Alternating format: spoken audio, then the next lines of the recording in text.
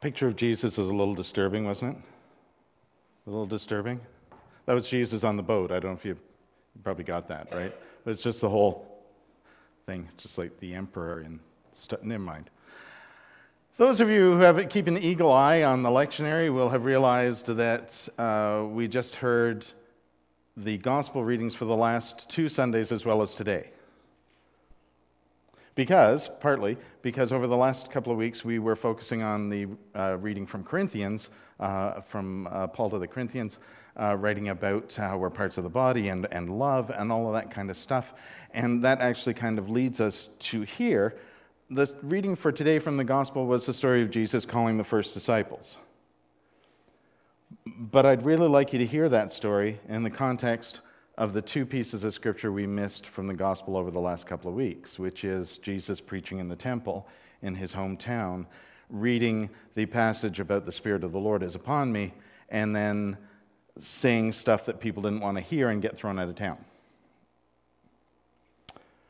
So here's the story of Jesus calling the first disciples. He's by the lake. He says, see some fishermen, and he says, come and follow me and I will make you fish for people. It's a story of call. They drop everything and they follow Jesus because, he's Jesus. And off they go to be fishing for people. That's not exactly how Luke tells the story. Luke tells the story as Jesus comes to the lake. He's got a crowd of people around him who actually want to hear what he has to say. And so he asks Simon if he can basically use his boat like a pulpit, right? Push it out a little bit. I'll talk to the crowd from the boat. It gives me a vantage point. Everyone will be able to hear. Let's do this. Okay, so they do that. And here's a quirky thing about Luke's story. Luke doesn't say what he said, just that he did.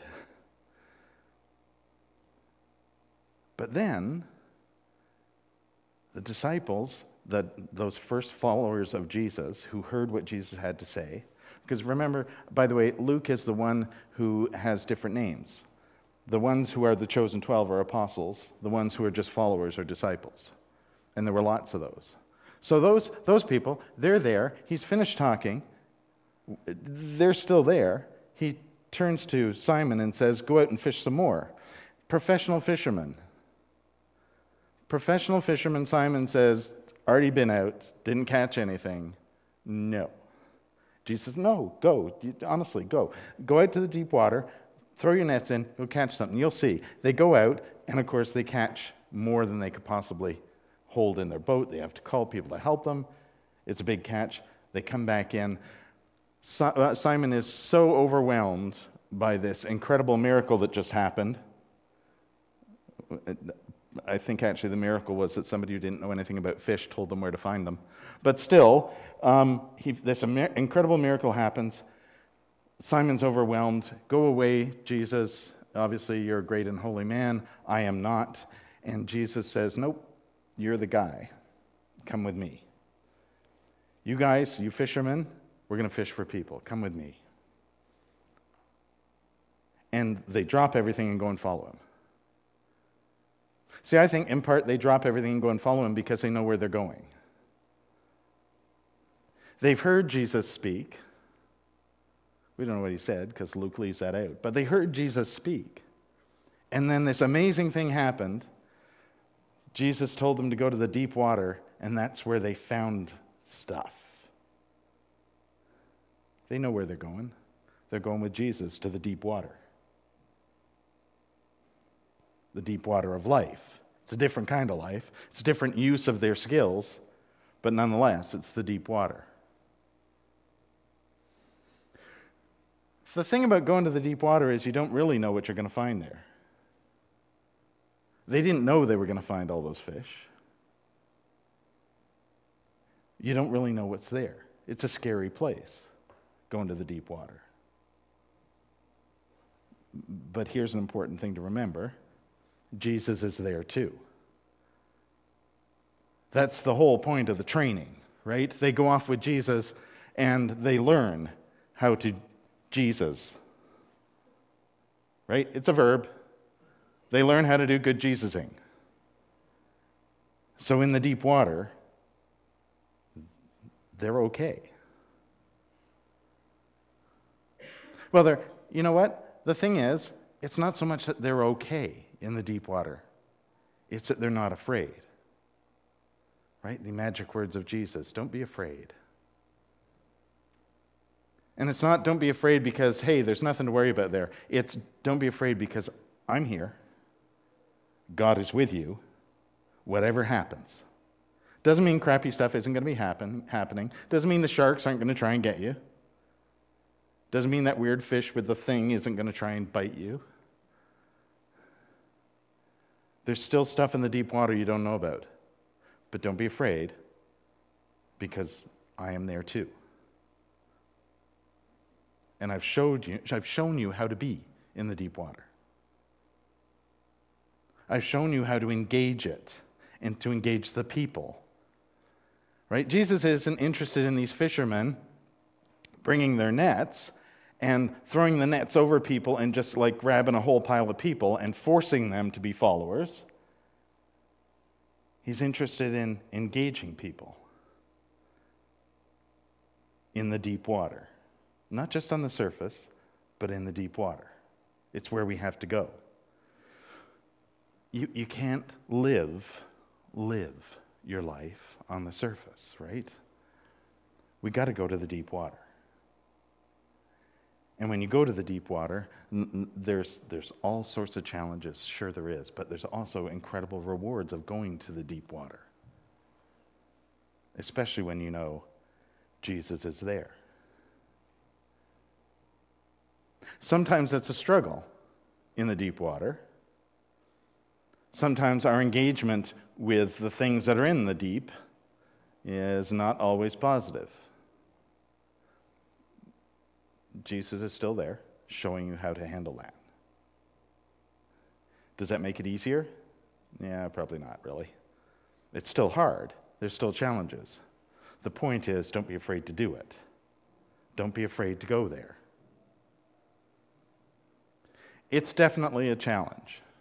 This is why I think we should always hear this story in the context of what just happened with Jesus in his hometown. It was all well and good. Oh, look, it's that local boy, Jesus. Yay, great. Get him up at the front. Okay, awesome, good. Hey, Jesus, awesome. I'm sorry, you said what? The moment he said something they didn't want to hear, the moment he challenged them, they didn't want to hear it, and they got mad. And so what does Jesus do? He builds a wall. No, he didn't build a wall. He engaged them as much as he could and moved on. That's actually the story of Jesus' ministry in a way, isn't it? He engaged people as much as he could and he moved on. Because engagement's a two-way street. Even Jesus cannot force you to be a follower of Jesus. In fact, there's a lot of people who didn't become followers of Jesus. There's lots of people, as the story progresses, who wandered away. They liked him at first, but then he started to say this stuff and didn't stop him saying the stuff. Didn't stop him doing the Jesusing with more and more people. It's such a challenge, isn't it? To know we have this great message of Jesus, this great message of love and kindness and how we should live with each other with respect and justice, and we have this awesome message, and so many people don't want to hear it. Don't you find that challenging? You should. Or when you try to share it with somebody and I'm not a churchy kind of person. I'm not religious. It's a challenge when you're trying to share the story. It becomes even more of a challenge when you try and share your story with somebody of a different faith tradition and they don't like what you think, or they don't think what you think, and they think you should think what they think. What do you do? What do you do when you are somebody who believes that the point of church is creating community with Jesus and with each other, and you therefore welcome everyone, and then you encounter somebody who says, yeah, not those people though? What do you do?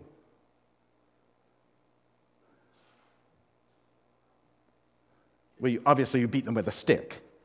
Obviously, yes. Yeah, you fight them, and you defeat them, and you win.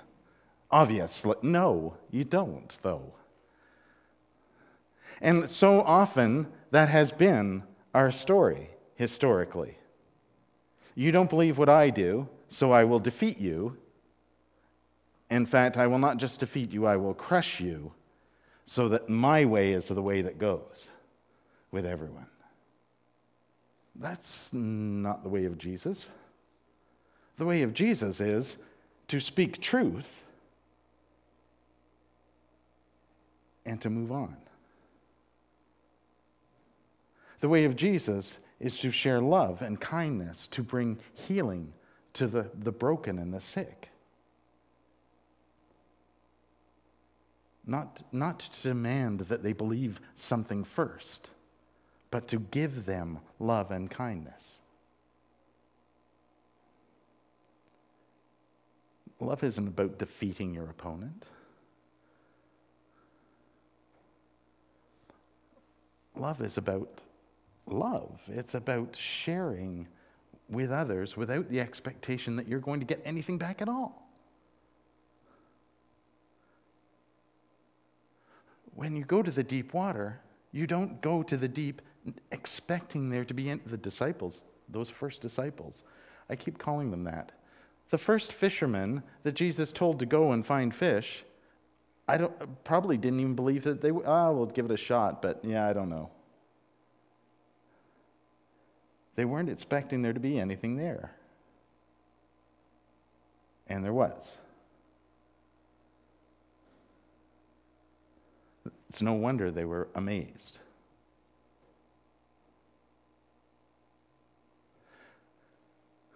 So what do you do? What do you do when you have this awesome story to share with others? What do you do when you have this belief that we should love everyone and you encounter someone who doesn't share that belief? What do you do? Do you keep silent? Let them have their moment? Do you speak your truth to them? Do you speak your truth to them in a loving and respectful way and hope that they hear you? Do you speak your truth to them and remember that it's not just enough to say the words? It's about living it. See, I think that's one of the reasons why people don't often want to hear what we have to say, is because quite often what we have to say and what we do doesn't necessarily always match up.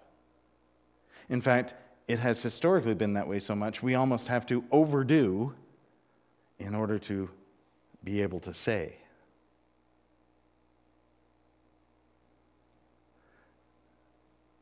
It's hard work. It's hard work to go to the deep water. But we need to. Because in the deep water is life. True life, living. That's where we need to go. Sometimes it's about going to the deep, going somewhere that you're afraid of. Or perhaps not even somewhere that you're afraid of so much as somewhere that you don't know how this is going to work. You don't know if this is going to work out. So, I think we should have a project. So, I'm inspired by Hillhurst United Church in Calgary, and I think that we should turn our spare space at the back here into a microbrewery. And in Ponoka, we've got 2 big halls there. One of those could be a microbrewery. That'd be awesome, wouldn't it? Let's do that. Do you know the story I'm referring to?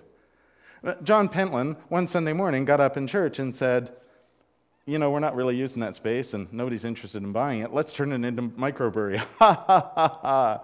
It was a joke. Had no idea what to do with it. And somebody in the congregation went, that's not a bad idea. We could do that. And started to look into it. What about some of the churches that have said, you know what? We have this amazing, fantastic building, but we're not really using it much anymore, and our work really isn't in here, it's out there. Let's ditch the building, and we'll go out there, and we'll go and do stuff in the community, in the world. What about some of the churches that have said, you know what's really needed in this town? A soup kitchen. Let's convert the back of our church into a soup kitchen.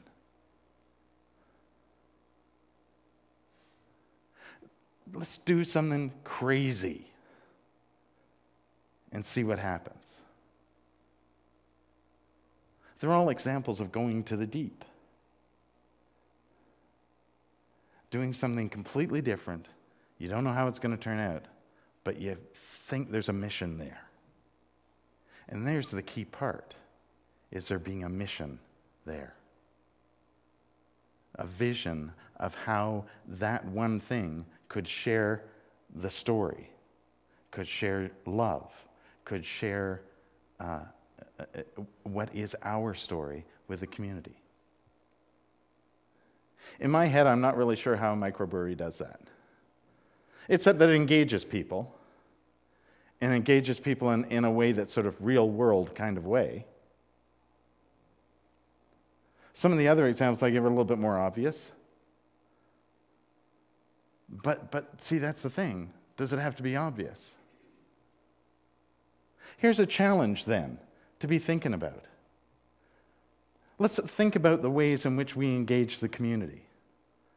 Let's think about the ways in which we do what we do, how we share our story. Are there other ways that we can explore? Are there other things that we could do? Are there other ways in which we could reach out and share our story?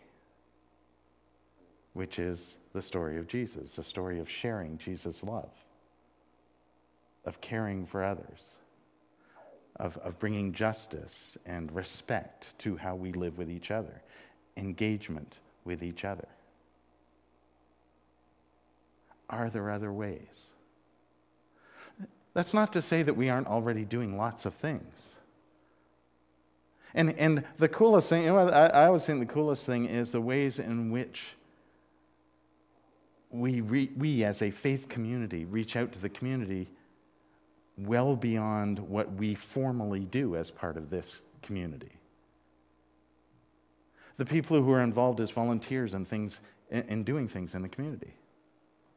With whether it's the food bank or thrift store or Meals on Wheels, any of those other ways in which people volunteer their time, service groups in the community.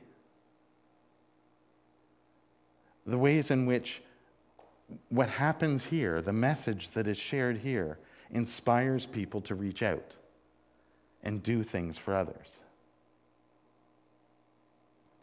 You have to believe in that, because if that's not happening, there's no reason for us to be here.